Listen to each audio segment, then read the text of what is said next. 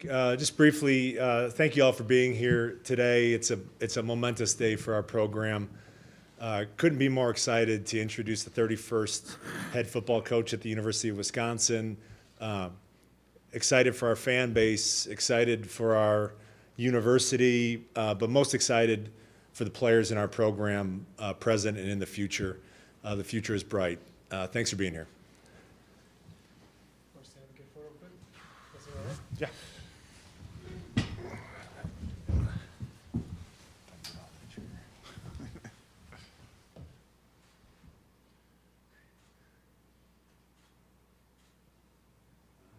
Why don't you go one more beat? Dave, you need one still yet? Go one more beat. Thank you.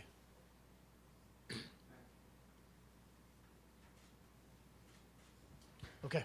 Hey, if I can take that. Coach, if you would you please start us off with just some opening comments, and then we'll take questions. Well, neither one of us wore that jersey, as you can tell. No, I'm so excited to be here. I'm grateful that my family could be here with me as well. They won't get the luxury of sticking around here for quite as while. And, they got to get back home, finish up school a little bit before we get the whole crew here. So that gives me a great opportunity to spend an enormous amount of time diving into this entire program, to every young man on the team, as far as obviously the guys who are here now, as well as the recruiting moving forward. And this is obviously a whirlwind. I know that for everybody in here, when you end a season and things turn around this fast and this quick, but it's the world that we live in.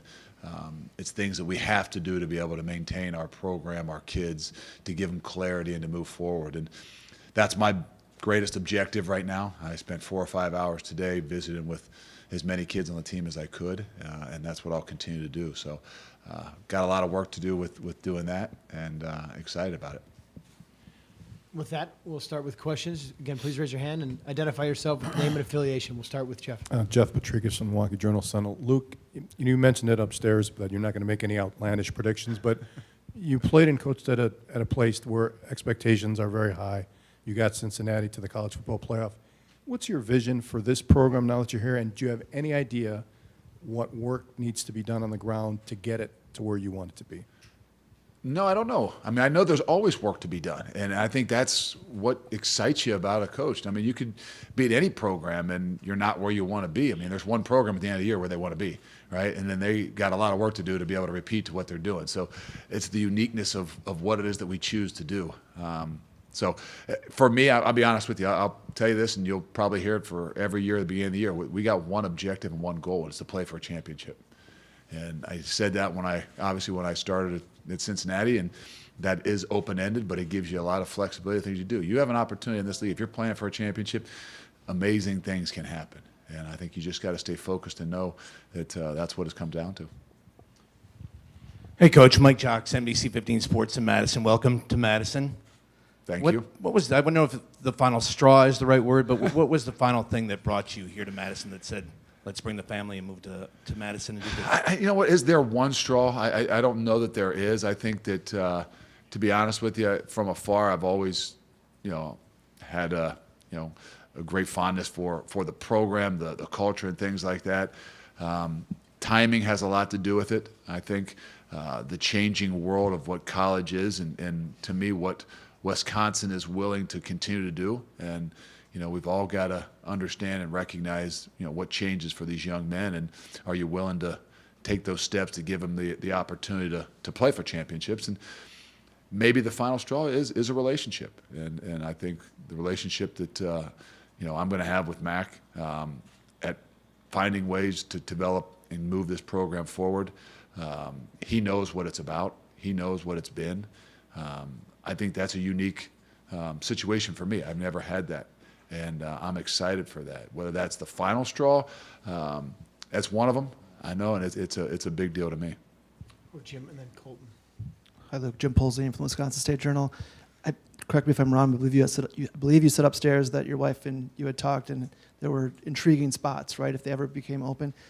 I know you're not going to name those spots, but how big was that list, seriously? And then Not very big. Okay. Not very big. Just we have certain things that we want for our family, and we all get blinded by our profession and our job, And when things come up and you don't have a plan, they get distracting.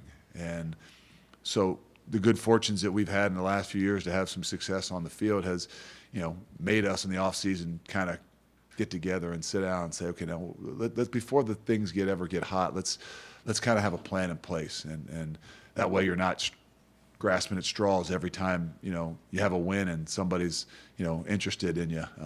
So for us, it had a lot to do with areas we felt like our family could thrive, could live, could stay for a long time and go to school and really enjoy all the things about the community, because I can live in a shoebox, I can stay here in the facility 18, 19 hours a day and be around 18 to 22-year-olds. I know I'm not sure that's the healthiest thing in the world, but that's not the same for them, and that's a big part of my life and what's going to help me be who I need to be.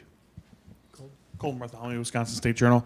Luke, you've mentioned a couple of times the meetings you've had with the players, and a lot of players on this team have been outspoken that they wanted Jim Leonhard to be the coach here. What have those conversations been like, and how do you kind of approach trying to win over the locker room coming in as the outsider? You just got to be yourself. You got to be authentic. You got to be real, and it takes time. The unique thing that I think I got is I was in the position, and I had a great relationship with probably a lot of guys, just like Jim has. And I think that what we do understand is while kids are emotional, young men are emotional, they also are resilient. And I got the utmost respect for however things continue to move forward, that whatever is best for them, that they'll do. And I know that building a relationship is a big deal. It's not trying to overtake somebody else's relationship, which I'm not trying to do. But even that relationship with Jim or whoever it is that's been here, those are all things that make it difficult. I got a son back in Cincinnati that is in a similar situation that says, well, I don't have a relationship with some of these people who are going to come in. That's what life is. Life is about continuing to grow, and so that's the message I've had to these guys. I'm not trying to overtake somebody's relationship with them, but I'm here to grow a relationship with them as well. Jesse, then Steve, and then Zach. Jesse Temple with The Athletic. This is for Chris. Along those lines, how strongly did you consider Jim throughout this process, and how much consideration did you give to the fact that the players were so supportive of him throughout this process? Well, obviously Jimmy, first and foremost, did an incredible job for the program. Stepped into a circumstance that was incredibly difficult, and over-delivered. And there's been a lot spoken about wins and losses, and I just want to be clear, that's not at all what it was about. Jim's ability to step into the program after an incredibly difficult transition and inspire this team to play with passion and with heart the way they did throughout the season was incredible, and we owe him for that. Just because of the process and the timing, had the ability to watch Jimmy on a day-to-day basis, and obviously had a great base of knowledge on who he was and what he stood for. He's part of the DNA of this program. And so gave him strong consideration, very strong consideration. But as the process went along and as we got more comfortable with what opportunities may exist in terms of leadership for the program, and as Luke and I spent more time together and got to understand each other more, got to build the beginning of a relationship, and it became clear that we see the world in a very similar way, and we see the potential in a program like ours in a very similar way, and we have the same expectations, championship level expectations. And it became evident that Luke and his experience and his belief system and his approach and his process, which was proven and does align with what we believe here, was the way that I felt we should go, and was the way that I felt best positioned our program for long-term success. Steve McGargy, Associated Press. Just wondering for Luke, with recruiting calendar being what it is, what's your timetable in terms of assembling a staff? And also, have you even broached the possibility with Jim about whether he might be interested in being part of your staff, or if that's something you're even considering? Yes, definitely I am. I met with Jim for about an hour last night. We'll meet again Wednesday. we had a great conversation. I'm very open to, obviously picking his brain for a lot of things. He loves this place. He's a diehard. So there's a lot of options that are open. I respect Jim. I don't know Jim now that well. I'm getting to know him. I know him from afar. We know people that know each other. I think we're very similar in a lot of ways. Jim will know what's best for him. Jim will know what's best for the program. Jim will know what's best for this team. And I respect that. And we'll continue to talk about what the future looks like, but we don't know what that is right now. This is a really hard situation with a lot of coaches.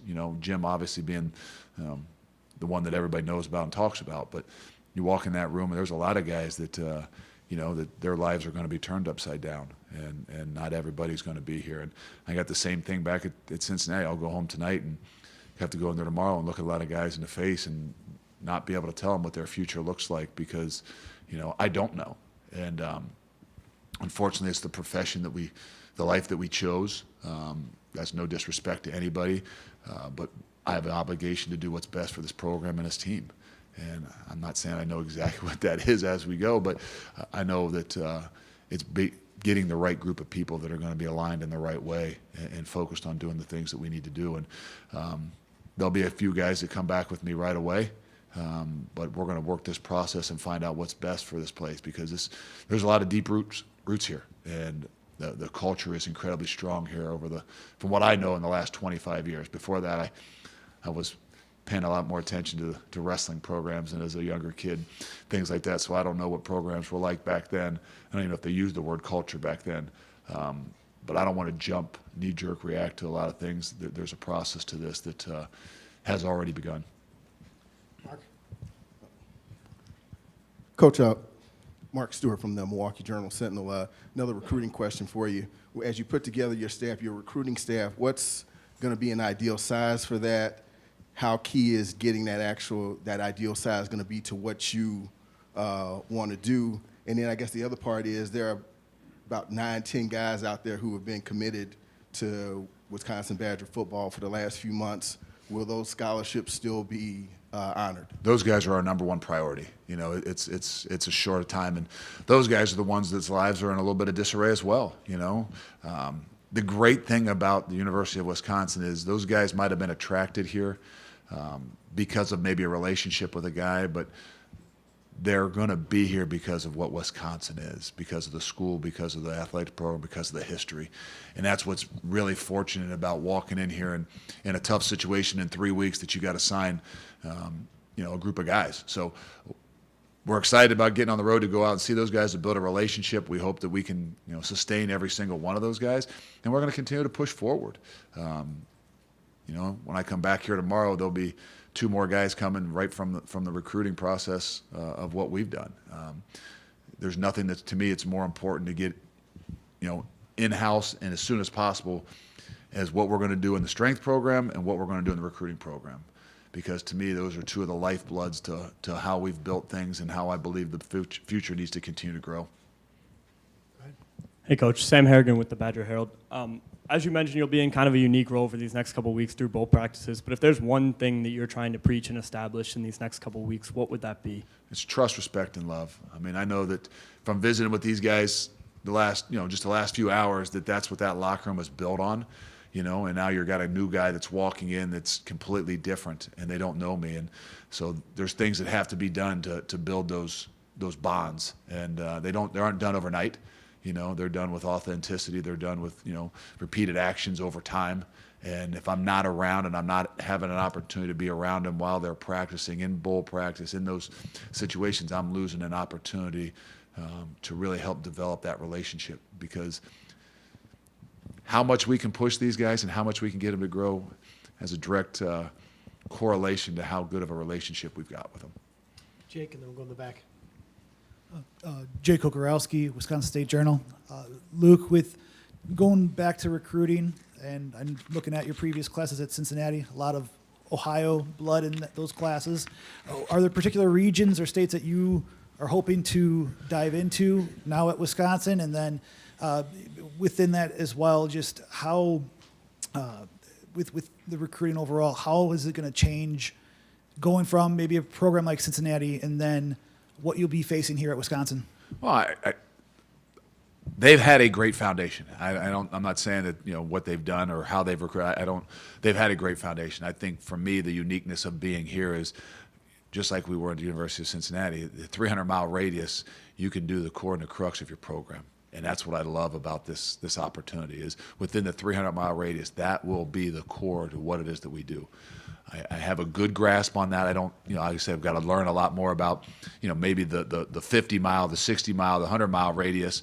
But I know as you get into the Chicago and the areas that you guys have done an unbelievable job in, there's a lot of routes that have been built there. And I know that if we can kind of capture that like we did of that 300-mile radius where the core of the program is, then we can extend into the other areas where, we'll look at the history of what's been really good here. And, those pipelines and those kinds of things, people don't realize how strong that is. When you've got a guy from an area or you've got a few guys from an area, there's a connection that goes a long way. We'll use a lot of the connections, obviously, that we've had. I'm not saying that, Ohio is the next place we're going to go. No, but there's a lot of great connections. There's a lot of former great players that have been from Ohio as well. And, that's why we'll have a variety of guys that have backgrounds from different areas. But that's my job is to figure out what's been real successful here. And I'm still in that process. But I know that the 300-mile radius is an opportunity to make this program and this team a championship team. Luke, right here. Mike Hogan from Badger 24/7. What's your view on the transfer portal, and how would you describe the way you guys used it at Cincinnati?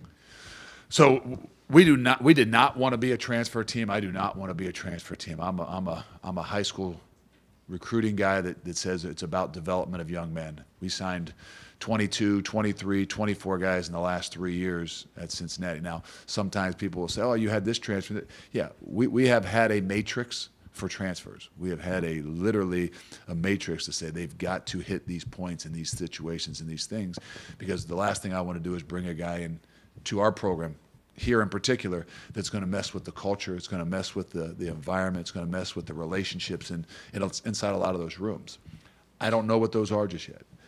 So in my mind, more than anything, it's got to be a right fit and it's got to be the right people. And the thing about transfers is sometimes you don't know them, and you don't have the opportunity like you've had in high school to get to know them, to be in their home, to build some relationships and know when they walk in the door they've got 4 or 5 years to grow and to develop into what it is that you want. I've never been a proponent of the transfer portal, but I think we have used it and would use it only in ways to fill gaps. All the way on the left. Evan Flood, 24/7 Sports. Coach, as someone that was once in a very similar situation to that of Jim Leonard, I'm curious, not to give away trade secrets or anything, but what would be your advice to him as somebody who was interim coach at his alma mater, and what worked for you after ultimately getting passed on to you becoming the coach you are today? I think a lot of soul searching. When I left Jim the other night, I just said, hey, I think you got a lot of things to think about. You got to really kind of, in your mind, figure out where you want to be in 5 years and where you want to be in 10 years. And if you can figure out and say where you want to be in 5 years and where you want to be in 10 years, it's going to help you a lot better to figure out where you want to be next year. And that's not easy. There's a lot of things that we all have to be able to get over and get through. We didn't dive into it as much. If he does pick my brain on some of those things, obviously I would get deeper. But I know that it's not an easy situation. And it takes a special person in some ways to get over a lot of those things. I had a hard time with it. And, but I do believe it was the right thing for me in the way that I did it and went about it, and it helped me be who I am. But my way is not always the right way. It's not the way for everybody else. But I think that's where it really comes down to what's in your heart, what's in your mind, and he'll know what's best for him. He'll know what's best for this program and his team, and I'm excited to just find out what he thinks. Let's go, Jim. Chris, a two-parter for you. There's a report out there that the contract is 7 years, $7.9 million. Is that accurate? The contract is 7 years. This begins at $7.5 million. It averages $7.8 million over 7 years. Okay. My next question is a little offshoot of that. Is whoever you were going to hire, you were going to have to convince that that this athletic department is all in, right, or willing to do whatever it takes to go for championships. Did you need to sell him on that? And are you willing to, give him whatever he needs in terms of assistant pool, recruiting, whatever he needs, whatever he asks for to get to that level that he wants to get to? Yeah, I think, certainly it required a commitment on my part on behalf of the department. And, from my perspective, just a recognition that this program is important, it's a priority to us. It's the program, we've talked about this, and it became, so evident during COVID. This program is the lifeblood, it's the financial engine that underwrites the cost of opportunity for 800 kids. And it needs to be operating at a championship level.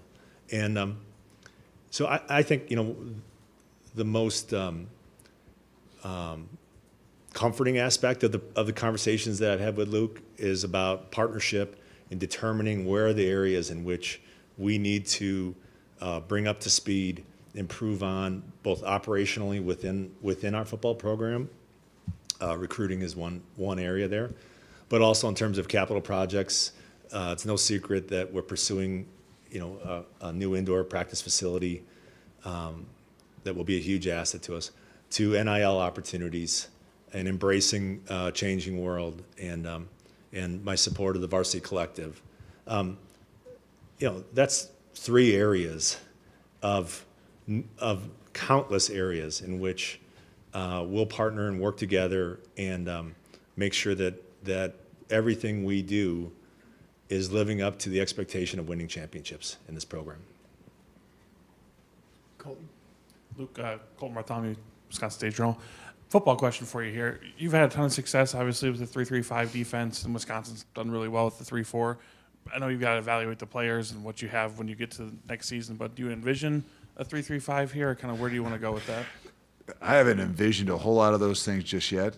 If you really study us for what we have done, we've adapted and adjusted to whatever we need to do. And I think that's what I've learned as much as anything over my time is the ability to adapt and adjust, not just to your guys, but also to what you need to do to be successful. And at least I've had the good fortunes of being in the Big Ten for a long time, so I do have an idea of the things that you need to be able to do. So we'll evaluate, we'll assess, and we'll definitely be a group that can go multiple in different ways. But what they have done has been done a phenomenal job, and we would be out of our minds to think that you come in and just completely scrap and change something, just like a culture, just like an environment. I mean, they've done an unbelievable job at what's been created here, and what our job is to do is to come in here, adapt, adjust, enhance what it is that we've got, and we'll do that. On the left. Chris, Doug Russell with WIBA Radio. When you consider hiring from within versus hiring someone who doesn't have as much familiarity with the program, what's your thought process when you evaluated all of your candidates? I haven't done that just yet. That's what we'll oh, this is for Chris. Oh, good. That's easy then. If you'd like to take it. No, go ahead. Shoot. Hiring from within, hiring external, the starting point for me was making the decision that's best for this program. And that's the start and end to it. I think, the toughest thing for me throughout this entire process was decisions that affect people who I love and care about and I respect. And, clearly Jimmy is squarely in that category, but our entire staff, I have teammates on this staff, and it's not lost upon me the impact that has on those families. Perhaps the most difficult part of this process has been the hardship that it has created for the kids that I care about and love so much, that I've tried to support in my time here. And as I think about, what my experience was as a football player here, as a student athlete here in this program, the experience that these kids on this team had this year it isn't one that I would wish on anyone. It's been extremely difficult, and that's why, I said earlier how proud I am of the approach they took. And when we met with them last night, I recognize and I apologize for the decisions that I have made this season that have contributed to the challenges of this season. And that just can't be overlooked. And it's been the hardest part for me, and it's clearly been hard on these players, on these student athletes. But, those factors clearly play a role in or are applied to internal choice. I felt it was my responsibility to find the best leader for this program in the long term. And so, usually, and in this case, an internal choice understands the culture, understands what the DNA of this place is, and that's usually a head start. That's usually a big asset. And I think what's so rare about, once I got to know Luke, what's so rare about the opportunity that led us together is someone who believes in the same things, someone who believes in what this experience should be for a team and for the development of young men. And as I mentioned upstairs, a commitment to education and a transformational experience for these young men. That's what it was for me here. That's what it was for Luke. That's what this experience can provide, and that's really what my priority was. Time for just a couple more. Mark, go ahead. I'm glad that you said that. That was a transformation for me too. O linemen usually think they're smarter than D linemen, So sometimes they don't think us D linemen actually want to get an education too. So I appreciate that. Thanks, Chris. Luke, Mark Stewart from the Milwaukee Journal Sentinel again. One of the things you hear from coaches here often is, from a recruiting standpoint, is the challenge of, having student athletes, with the academic credentials to get into this school. As someone who's recruited at Ohio State, and from what you know of what you've been told, what it's going to take to, have athletes come here, can you shed some light on any similarities, differences that that you can tell? No, I think the unique thing is we all want to put guys in situations and positions that they can be successful. It does us no good to bring a guy into this program, whether he's a great player or not, that can't be successful with the things and the parameters which they got to live by. We know there's an incredible an academic institution, and we've got to make sure that we bring guys in that can fit that standard. It doesn't mean you have to shy away. Well, okay, we got to take a guy that's not quite as big, not quite as fast because of an academic standard. No, but we all got to put them in positions where they can thrive and be successful. I'm excited to meet the people that are going to work with them, because we know that there are guys that you have to take that have challenges, and as long as you have the support to help them, they've got the heart and the drive to do it, all things can be done. And so I think that all goes into your assessment of what it is that you believe of a kid. You can't just look at a couple game clips and say this is the kind of player he is. You can't just look at a transcript and say, oh, okay, well, he's a 2 whatever student, so he's not very good, or he's a 3.8 student, so he's really good. No, you got to dive in to know these guys a lot better. You got to know what's within and how they're going to work to make sure you're putting a guy in a situation that he can not only fit your culture, but be willing to do the things that you expect him to do. All the way back on the left. Luke, Zach Hanley from Channel 3 in Madison. Just curious, as a player at Ohio State and then as an assistant coach at Ohio State, how did that experience shape you as a leader and help shape your coaching style and what you want to see on the field? Well, I don't know that it was where I was. I think the great fortunes that I had is I was able to keep my family at one place for 16 years and be with 3 Hall of Fame coaches. So I had the good fortunes to play for and then be a GA for John Cooper. And then I had a great fortune to coach for Jim Tressel for 10 years, 10 years, and then with Urban Meyer for 5. Obviously, it was unique that I was at my alma mater, but I got incredible experiences in 3 different leadership styles and never had to move my family. So I look at myself and say I had incredible fortune, not just to win games and to see how it's done, but to do it and be able to see how 3 Hall of Fame coaches have done it and done it in different ways. I treasure those experiences. I'm none of the 3. I think that's what I'm very fortunate to be able to see, is that no matter what, you take a piece from every single one of those guys, but you got to be authentic and you got to be who you are. And I don't know if I would understand that had I only been with 1, had I only been with 2, had I not seen it done and be successful. So like I said, when I stood up there today, I didn't thank those guys. There was a lot of people that I couldn't thank, but if I was here today right now to say, okay, what's helped you get to where you are is to have the ability to be around John Cooper, to be around Jim Tressel, Urban Meyer, and I'd throw Lee Owens as, in 2 years at the University of Akron. That's what has helped shape me into the coach and leader I am today. Last two questions, Zach and then Jim. Zach Heil, Print Zone Madison. Chris, and it's actually a question for both you guys, kind of a timeline question. Chris, when did you know Luke was the guy? And Luke, when did you know Wisconsin was where you wanted to be? Yeah, we spent the process getting to know each other. It wasn't until, and I know there's a tremendous amount of interest in the step-by-step of the process and what thresholds we crossed in terms of getting to know each other and the like. But I would tell you that it was last week in which I had a chance to fully evaluate the candidates that were in consideration, including Jimmy.